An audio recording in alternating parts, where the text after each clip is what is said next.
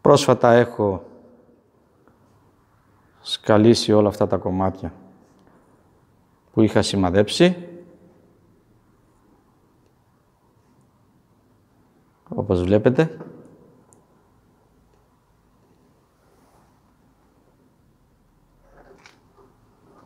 Εδώ έχω το πενταστάλι αυτό. Το βημόθυρο.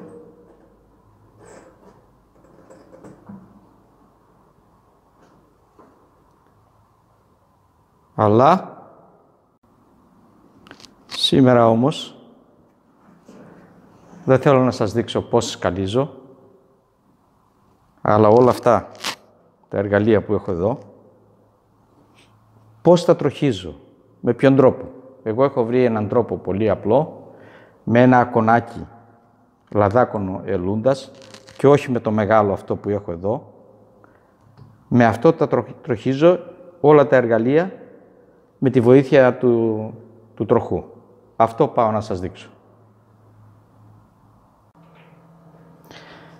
Το πρώτο πράγμα που κάνουμε, αν το σκαρπέλο έχει μεγάλη φθορά, το παίρνω και το τροχάω ελαφρά από αυτή την πλευρά. Όταν βγει ελάχιστα ο αθέρας εδώ, το γυρνάω από την πίσω πλευρά και το στρώνω μαλακά και ελαφρά από την άλλη πλευρά. Το ίδιο κάνω σε όλα τα σκαρπέλα. Θα δείτε πόσο γρήγορα θα τα κάνω. Αυτά θέλουν και κάποια εμπειρία.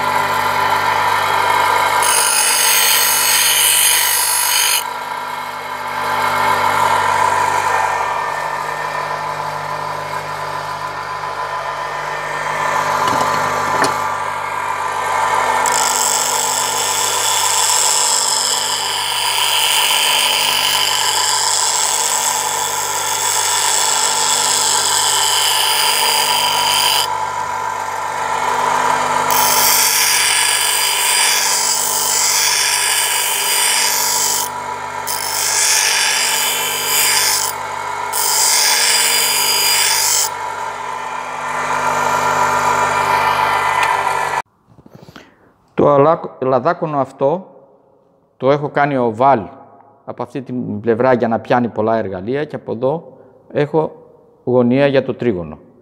Και ξεκινάω αμέσως να τροχίσω το σκαρπέλο αυτό που δεν είχαν μεγάλη φθορά. Δεν θα χρησιμοποιήσω το λαδάκονο αυτό, μόνο αυτό το κομματάκι.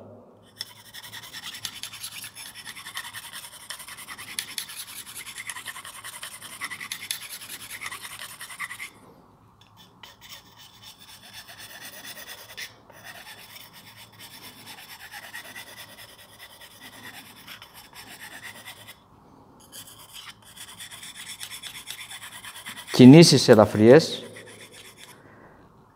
βάσει τη γωνία που έχω κάνει στο τρόχισμα και τίποτα άλλο παραπάνω. Μέχρι που να φύγει το κομμάτι αυτό που έχει βγει από τον τροχό μπροστά.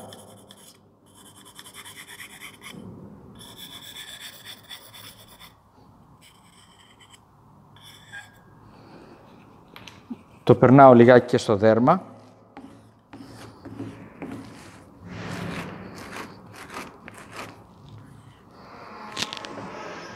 Και απλώς κάνω τη δοκιμή.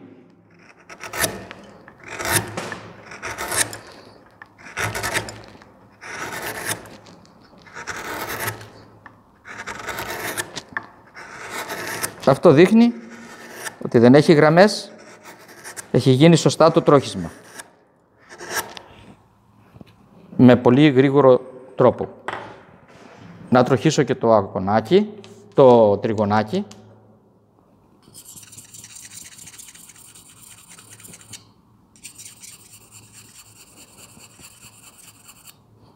Γι' αυτό σας λέω ότι το τρίγωνο, η τριγωνική πλευρά που είναι στο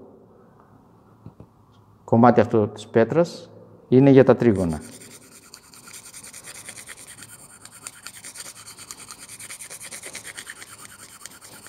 Πάλι οι κινήσεις ελαφριές με την κατεύθυνση που έχει το μέταλλο, ελάχιστα το γυρίζομαι λιγάκι για να πάρει το κομμάτι αυτό που έχει βγάλει ο τροχός.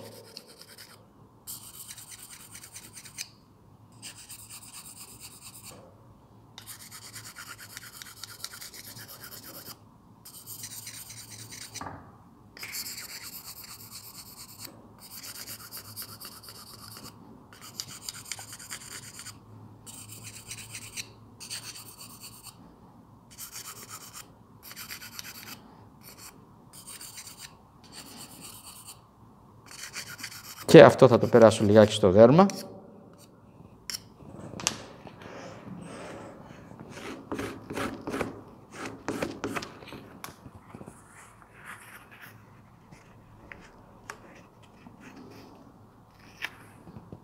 Και πάμε στη δοκιμή.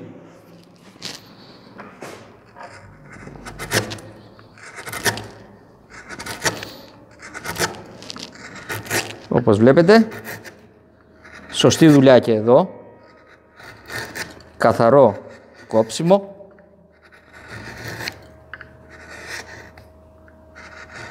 Δεν ξέρω αν σας έδειξα κάτι που μπορείτε να το κάνετε, αλλά αυτός είναι ο τρόπος